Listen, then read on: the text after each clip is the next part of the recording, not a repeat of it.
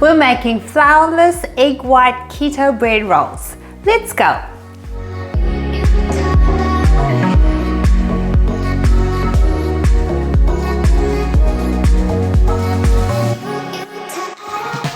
We're still having fun with the recent bread recipe that I posted, and in this video we're making bread rolls. Now I am using peanut butter, but if you are opposed to peanut butter or you're allergic, you can use tahini or any other nut butter, and I am showing you almond. If you haven't seen the original bread recipe I posted, do click on this link now if you want to check it out. And the other thing is, you will need either a large muffin tray or a bread rolls mold. The nutritional information and your ingredients list is listed in the description box. Let's get into the recipe now.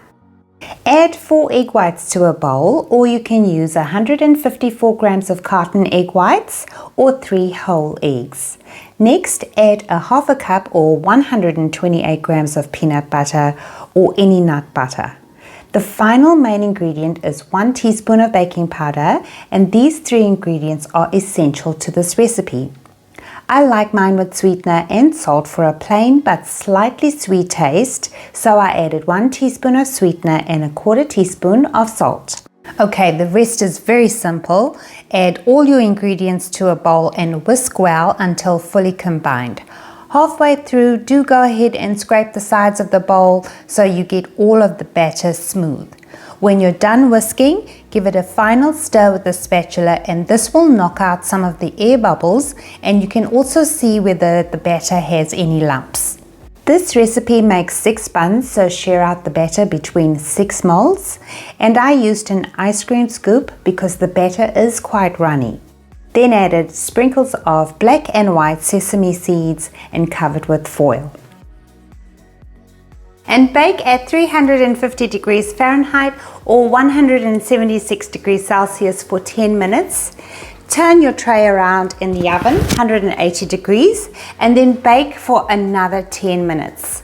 Now, some people have said that they have had to double the baking time, and that is because they had a convection oven as opposed to mine, which is just a plain and simple fan bake. So if after the 20 minutes your rolls are still raw, do just double the baking time and they will turn out just great. Remove the foil once the bake time is up, and if you like, you can brown your tops by baking for a further 5 minutes.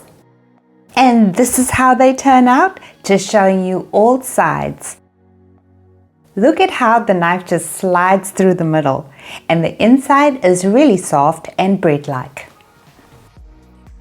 I have already shown you that with this recipe, anything that you make will freeze really well. Just make sure that you wrap it in saran or cling wrap. But because of the size I made, I was able to use mine as burger buns or even as a sandwich.